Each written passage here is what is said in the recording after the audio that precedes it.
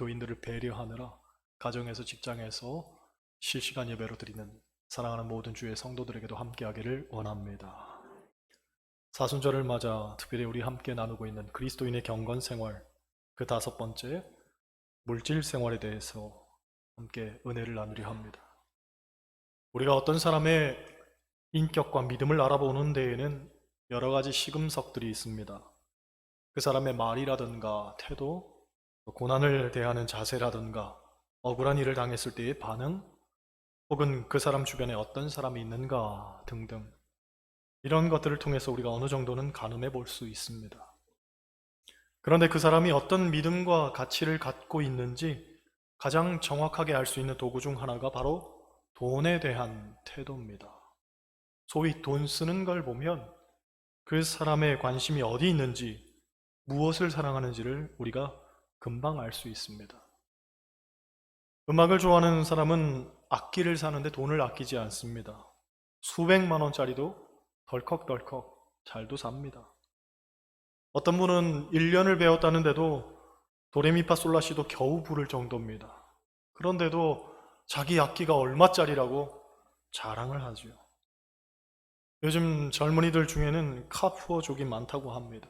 카푸어라는 말은 본인의 경제력에 비해 무리하게 비싼 차를 샀다가 경제적으로 궁핍한 생활을 감내하며 사는 사람들을 일컫는 말입니다.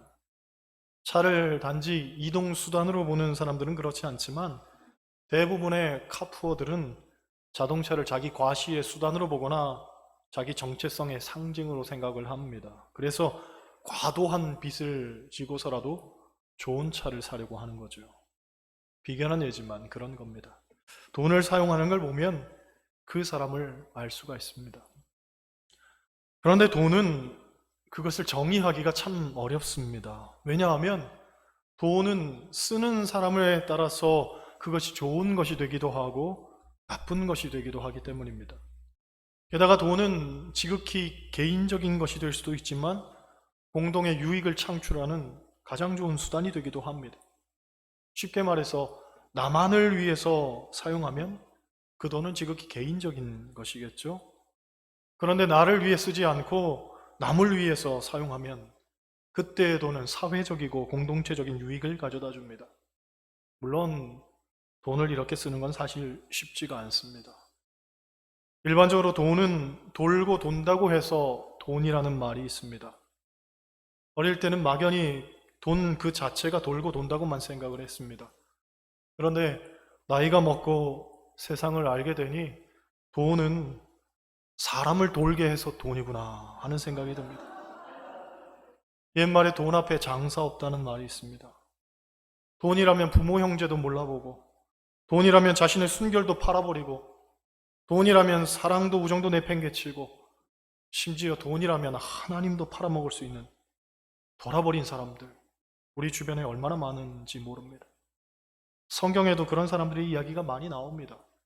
외투 한 벌과 금덩이에 눈이 멀었던 아간이나 나아만으로부터 불의한 뇌물을 받고 문둥병에 걸렸던 게하시, 돈 때문에 하나님 앞에서 거짓말하다가 비극적 최후를 맞이할 수밖에 없었던 아나니아와 삽비라 부부, 은 30냥에 자기 스승인 예수님을 팔아버렸던 가룟 유다.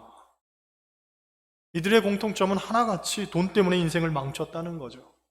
그들은 인생의 우선순위가 돈이었습니다.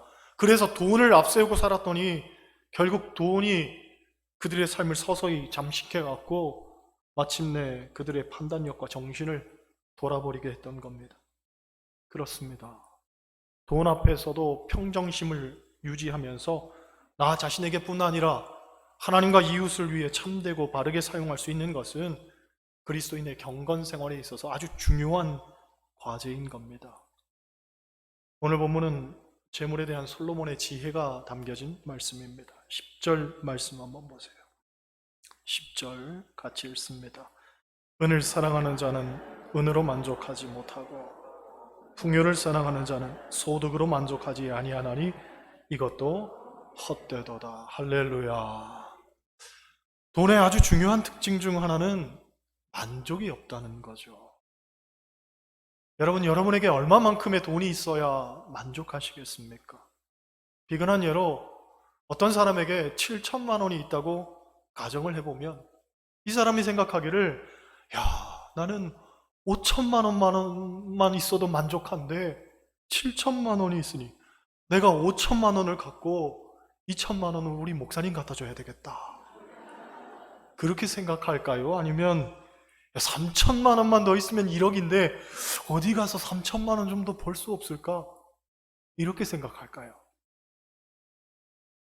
전자의 생각을 갖고 있는 분이 전혀 없다고 말할 수는 없겠지만 대부분 후자일 겁니다. 저부터도 그럴 거예요. 조금만 더 벌면 1억인데 할 것 아니겠습니까? 하지만 1억이 생기면 과연 만족할까요? 그렇지 않습니다. 잠깐은 만족할 수 있지만 1억이 있으면 2억을 생각할 것이고 2억이 생기면 3억을 생각하는 것이 사람의 마음입니다. 그래서 제가 서울에 있을 때 강남 거지라는 말이 있었습니다. 강남의 큰 평수의 아파트를 살고는 있지만 실질적으로 생활은 거지처럼 하는 거죠. 왜냐하면 10억이 있으면 5억짜리 집을 사고 5억으로 생활하면 부자처럼 생활할 수 있는데도 대부분 사람들이 10억이 있으면 은행에서 대출받아 융자 끼고 20억짜리 집을 삽니다. 그리고는 매달 은행 대출의 원금도 제대로 못 갚으면서 허덕대고 사는 거죠. 그래서 집은 넓은 평수의 아파트에서 살고 있지만 먹고 싶은 건 못 먹고 입고 싶은 것도 못 입고 그렇게 산다고 해서 강남 거지라고 부르는 겁니다. 여러분, 사람은 돈에 있어서만큼은 항상 조금만 더 하며 삽니다. 그런데 조금만 더 하는 바로 그것이 우리의 인생을 무의미하게 소진시키는 사단의 전략이라는 걸 깨달아야 됩니다. 사람이 조금만 더라는 생각을 버리면 인생은 훨씬 더 풍요로워질 수 있습니다. 왜냐하면 조금만 더라는 말을 뜯어보면 이 말은 부정적 언어입니다. 나는 항상 부족하다라는 생각을 강박처럼 심어주는 거죠. 그리고 이 강박에 사로잡힌 사람은 절대로 나눌 수 없습니다. 베풀 수 없습니다. 하나님께도 드릴 수 없습니다. 신앙생활 수십 년을 해도 11조도 제대로 못하고 감사도 못하는 분들이 있습니다. 이유는 간단하죠. 이 부족의 강박이 나를 올가매고 있기 때문입니다. 마태복음 6장 28절로 30절을 보면 이런 말씀이 있습니다. 또 너희가 어찌 의복을 위하여 염려하느냐? 들의 백합화가 어떻게 자라는가 생각하여 보라. 수고도 아니하고 길쌈도 아니하느니라. 그러나 내가 너희에게 말하노니 솔로몬의 모든 영광으로도 입은 것이 이 꽃 하나만 같지 못하였느니라. 오늘 있다가 내일 아궁이에 던져지는 들풀도 하나님이 이렇게 입히시거늘 하물며 너희일까 보냐? 믿음이 작은 자들아. 여러분, 부족에 대한 강박은 결국 하나님에 대한 믿음을 잘하지 못하게 합니다. 그리고 앞서 말한 것처럼 이것은 사단의 좋은 전략이 되는 거죠. 그러므로 우리는 자꾸 만족하는 법을 배우고 익혀야 됩니다. 빌립보서 4장 11절을 보면 사도 바울이 고백하기를 나는 어떠한 형편에든지 자족하기를 배웠다고 합니다. 그리스도인은 불만족에서부터 벗어나 자족하는 은혜를 깨달아야 되는 겁니다. 할렐루야. 11절, 12절 보세요. 제가 읽습니다. 재산이 많아지면 먹는 자들도 많아지나니 그 소유주들은 눈에서 보는 것 외에 무엇이 유익하랴. 노동자는 먹는 것이 많든지 적든지 잠을 달게 자거니와 부자는 그 부요함 때문에 자지 못하느니라. 여러분, 재물의 두 번째 특징은 많다고 능사는 아니라는 거죠. 일반적으로 우리가 돈이 많아지면 상대적으로 돈이 쌓일 것이라고 생각하지만 거기에 함정이 있습니다. 사람에게 돈이 많아지면 생각보다 돈 들어갈 때도 더 많아집니다. 예전에 우리 권사님 가정에 신방을 간 적이 있습니다. 사전에 말씀을 드리지 않고 간 터라 권사님이 집에 계시지를 않았어요. 현관문은 활짝 열려있고 방문도 잠겨있지를 않아서 어디 옆집에 놀러 가셨겠거니 하고 생각했습니다. 그래서 권사님께 전화를 드렸죠. 권사님, 어디세요? 그랬더니 서울 딸네 집인데요? 그러는 거예요. 아니, 현관문도 다 열려져 있는데요? 그랬더니 괜찮아요. 없어질 것도 없어요. 그러는 거죠. 그런 겁니다. 없어질 게 없는 사람은 현관문도 다 열어젖혀 놓고 마음 편히 다니는 겁니다. 하지만 없어질 게 있는 사람은 대문도 잠가야 하고 현관문도 2중 3중으로 시정장치 해놔야 됩니다. 창문에 반멍창도 달아야 하고 세콤도 설치해야 됩니다. 개도 사나운 놈으로 몇 마리 풀어야 되고 무거운 금고도 들여놔야 됩니다. 하지만 그렇게도 마음 편하지를 않죠. 항상 무언가 모를 불안감에 사로잡혀 삽니다. 자식 키울 때에도 돈 없으면 학원이고 과외고 언감생심입니다. 그런데 자식이 알아서 자기 앞가림도 잘합니다. 반면 돈이 있으면 온갖 학원 과외 다 시켜줍니다. 요즘 한 과목에 30만 원, 50만 원씩 합니다. 그러니 몇 과목만 시켜도 허리가 휘청하지요. 그런데 그렇게 비싼 돈 들여서 공부시켜놔도 대학 갈 때는 고만고만합니다. 차라리 그 돈으로 내가 보약 하나 한참 지어 먹었으면 이렇게 억울하지는 않지 하는 생각 드는 거죠. 그런 겁니다. 돈이 많다고 인생이 내 계산대로 되는 건 아닙니다. 너무 고개 끄덕이지 마세요. 다 티나니까. 그런데 문제가 되는 건, 더 문제가 되는 건 13절입니다. 13절 보세요. 13절 같이 읽습니다. 내가 해 아래에서 큰 패단되는 일이 있는 것을 보았나니 곧 소유주가 재물을 자기에게 해가 되도록 소유하는 것이라. 할렐루야. 재물이 때로는 큰 패단, 즉 악의 근원이 될 수도 있다는 겁니다. 사실 하나님이 천지를 만드셨다는 기준으로 보면 돈도 하나님이 만드신 거죠. 그렇기 때문에 돈 그 자체가 나쁜 건 아닙니다. 다만 문제는 돈을 어떻게 사용하느냐 하는 것이 문제겠죠. 선한 사람이 선하게 쓰면 돈도 선한 것이지만 악한 사람이 나쁘게 쓰면 돈도 악하게 되는 겁니다. 그래서 디모데전서 6장 10절을 보면 돈을 사랑함이 일만하게 뿌리가 되나니 이것을 탐내는 자들은 미혹을 받아 믿음에서 떠나 많은 근심으로써 자기를 찔렀도다 하고 말합니다. 곧 돈 자체가 나쁜 건 아니지만 돈을 사랑하는 것이 나쁜 거라는 거예요.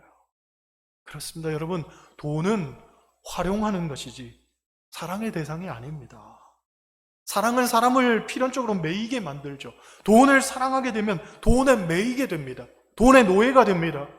그런 이들이 돈 때문에 남편도 죽이고 부모도 죽이고 형제 자매를 죽였다는 이야기 우리가 주변에서 심심찮게 듣는 겁니다. 곧 재물을 사랑하는 대가가 필연적으로 악이라는 걸 우리에게 일깨워 주는 거죠. 그래서 어떤 신학자는 이렇게 말합니다. 우리가 물질을 소유하는 것은 죄가 아니지만 물질이 우리를 소유하는 것은 죄다. 우리가 물질을 소유하는 건 죄가 아니지만 물질이 우리를 소유하게끔 하면 그건 죄라는 거예요. 심각한 죄라는 거예요. 여러분, 돈에 매이면 안 됩니다. 오히려 돈을 잘 활용하고 다스리고 보람되고 가치 있게 사용해야 할 줄 믿습니다. 19절 보세요. 19절 같이 읽습니다. 또한 어떤 사람에게든지 하나님이 재물과 부유를 그에게 주사 능히 누리게 하시며 제 몫을 받아 수고함으로 즐거워하게 하신 것은 하나님의 선물이라. 할렐루야. 말씀 보면 재물과 부유를 주시는 것은 어떤 사람들에게 주시는 하나님의 선물이라는 거예요. 하나님의 선물. 여기서 우리는 몇 가지를 깨닫게 됩니다. 첫째로 모든 사람이 다 재물을 갖고 부유를 누리는 것은 아니라는 거죠. 오히려 이것은 어떤 사람들, 곧 몇몇 사람들에게만 허락된 일이라는 겁니다. 그렇습니다. 돈도 달란트의 측면에서 우리가 접근해야 되는 거예요. 돈이 많고 돈을 잘 버는 것은 그것이 하나님이 그 사람에게 주신 달란트인 겁니다. 달란트예요. 그렇게 본다면 만약 내 남편이 열심히 최선을 다하며 살지만 돈을 못 버는 이유는 하나님이 허락하지 않으셔서 그런 거예요. 그러니 애먼 남편을 잡아서는 안 됩니다. 하나님이 달란트를 안 주셨는데 어떡합니까? 그죠? 남편들도 너무 기죽을 필요는 없습니다. 하나님이 달란트를 안 주신 것일 뿐이에요. 지요. 둘째로 그런 면에서 물질로 다른 사람을 판단해서는 안 됩니다. 가난하다고 무시당해서도 안 되고 부자라고 비난받아서도 안 됩니다. 다 하나님의 계획을 따라 하나님의 뜻하신 바대로 각 사람에게 나누어 주셨을 뿐입니다. 이것은 헌금에 대한 것도 마찬가지입니다. 저 집사님 부자인데 헌금 좀 더 하지 라던가, 저 집사님은 가난한데도 헌금 많이 하시니 대단하네, 이런 평가도 마땅치 않습니다. 어떤 형편, 어떤 상황에서 하나님께 드리는지는 하나님만 아시는 일이고, 헌금은 철저하게 하나님과 나만의 어떤 로맨스가 담겨져 있는 일입니다. 때문에 남이 드리는 헌금에 대해서 가타부타 말하는 것만큼 교만한 일도 없습니다. 오직 하나님만 판단하실 일입니다. 셋째로, 재물은 하나님이 주신 선물이라고 하지요. 일반적으로 하나님이 우리에게 주시는 선물은 은사로 간주하기 때문에 재물도 은사라고 할 수 있습니다. 그런데 은사는 왜 주시느냐? 성경을 보면 보통 은사는 항상 교회를 온전하게 하고 하나님의 영광을 위해서 쓰라고 주시는 겁니다. 그러니까 재물도 은사로 간주할 때에 우리는 필연적으로 재물을 교회를 온전하게 하고 하나님께 영광 돌리기 위한 것으로 사용해야 된다는 거죠. 넷째로, 본문을 보면 하나님이 재물과 부여를 그에게 주사 능히 누리게 하셨다고 합니다. 그리고 즐거워하게 하셨다고 합니다. 우리는 재물에 대해서 능동적이 되어야 됩니다. 피동적이 되어서는 안 됩니다. 재물에 매이면 안 되고 재물을 다스릴 줄 알아야 되는 거죠. 누가복음 16장 9절을 보면 예수님께서 말씀하시기를 불의한 재물로 친구를 사귀라. 그리하면 없어질 때 저희가 영원한 처소로 너희를 영접하리라는 말씀이 있습니다. 곧 불의한 재물조차도 친구를 사귀는 일에 있어서 활용할 줄 아는 능동적 자세와 지혜가 필요하다는 거죠. 그러면 어떻게 하는 것이 재물을 능동적으로 잘 사용하는 것일까? 나성 영락교회를 담임하신 김계용 목사님이란 분은 영적 계산법을 이야기합니다. 수학에 있어서도 기본 계산법이 있듯이 영적인 면에서도 영적 계산법이라는 게 있다는 거예요. 그리스도인은 재물에 있어서도 이 법칙을 통용시킬 수가 있습니다. 첫째로, 더하기 법칙입니다. 골로새서 3장 14절을 보면 모든 것 위에 사랑을 더하라 하고 말합니다. 따라 하시겠어요? 사랑을 더하자. 사랑을 더하는 거예요. 재물도 사랑을 더하면서 사용하는 거예요. 제가 얼마 되지 않는 용돈을 평소 열심히 모읍니다. 목적은 하나예요. 제가 이 기타 치는 걸 좋아하기 때문에 좀 더 좋은 악기로 바꿔보는 게 제 목표입니다. 그런데 이게 쉽지가 않아요. 왜냐하면 다 모으기도 전에 자주 쓸 때가 생기기 때문에 그렇습니다. 보통 제가 언제 쓰냐면 제 딸이 TV 보다가 아빠 저거 사줘. 그러면 너무 사주고 싶은 거예요. 야, 내가 저거 하나 못 사줄까 싶어가지고 말이죠. 더 크면 못 사주잖아요. 원하는 게 커지니까. 어릴 때 내가 마음껏 사줘야 되겠다. 그래서 사줍니다. 근데 애들 장난감이 생각보다 비싸요. 정말 생각보다 비싸요. 저를 위해서 쓸 때는 셔츠를 하나 골라도 고르고 골라서 제일 싼 걸로, 그것도 몇 번 생각해가지고 사는데 딸이 저거 사줘 그러면 한 방에 그냥 사줍니다. 왜? 너무 사랑하니까. 그렇죠? 사랑하니까. 그렇게 사주면 제가 열심히 모은 용돈이 다시 바닥이 납니다. 그런데 기분은 끝내주죠. 그렇죠? 물질을 사용하는 데에도 사랑을 더하니 이게 즐겁고 너무 행복한 거예요. 할렐루야. 그렇죠? 물질을 사용하는데 계산이 앞서면 머리가 복잡합니다. 결국 돈 때문에 돌아버릴 지경이죠.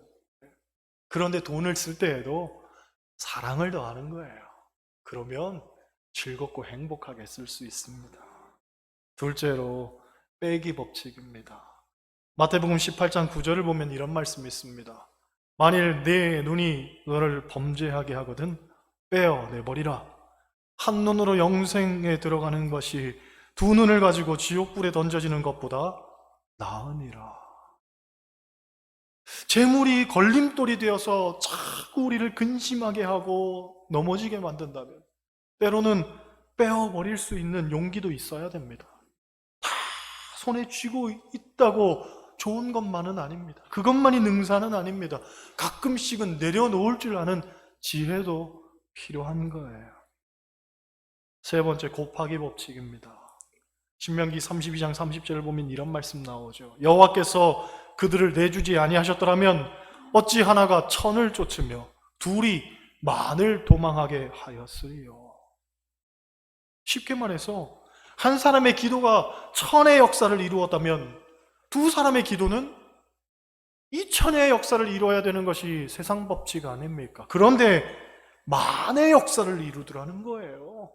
즉 8천의 역사가 덤으로 오더라는 거죠. 이것이 바로 영적인 곱하기 법칙입니다. 나는 작은 것을 드리지만 하나님은 그것을 통해 큰 것을 이룬다는 그 믿음을 갖고 우리는 제물을 드려야 됩니다. 오병이어의 이야기가 우리에게 교훈하는 것이 바로 그것 아닙니까? 보리떡 5개와 물고기 2마리, 이것을 작은 아이가 가지고 왔을 때에 그걸 예수님께 가지고 온 안드레가 이런 말을 합니다. 여기 한 아이가 있어 보리떡 5개와 물고기 2마리를 가지고 있나이다. 그러나 그것이 이 많은 사람에게 얼마나 되겠사옵나이까? 얼마나 되겠사옵나이까? 우리가 쉽게 드리거나 나누지 못하는 까닭은 이것이 얼마나 되겠사옵나이까 하는 작은 것에 대한 고민 때문에 그렇습니다. 그러나 아닙니다. 신앙생활은 내 계산법으로 하는 것 아니죠. 주님의 계산법으로 하는 겁니다. 믿음으로 드려지는 작은 것이 얼마든지 천의 역사, 만의 역사를 불러일으킵니다. 할렐루야. 얼마든지 천의 역사, 만의 역사를 불러일으킵니다. 아멘 할 때까지 얼마든지 천의 역사, 만의 역사를 불러일으킵니다. 여러분 삶에도 그런 역사가 있기를 원합니다. 우리가 그걸 믿고 하나님께 드리는 것 아닙니까? 그죠? 우리가 선교하는 곳들에 얼마만큼의 돈을 후원합니까? 사실 세상적으로 보면 쥐꼬리만큼이죠. 손부끄러운 정도입니다. 어디 가서 떳떳하게 자랑하기도 힘듭니다. 하지만 우리는 믿는 거예요. 돈만 주는 게 아니라 우리의 믿음을 주는 것이고 우리의 사랑을 주는 것이고 우리의 기도를 주는 것이고 하나님의 역사를 나누는 거예요. 그곳에 가면 만의 역사, 10만의 역사, 100만의 역사, 1000만의 역사가 일어날 것을 믿고 드리는 것 아닙니까? 그런 거예요. 하나님 안에서는 얼마든지 곱하기가 되는 줄 믿습니다. 넷째로 나누기 법칙입니다. 고린도후서 6장 14절로 16절을 보면 이런 말씀이 있습니다. 너희는 믿지 않는 자와 멍에를 함께 매지 말라.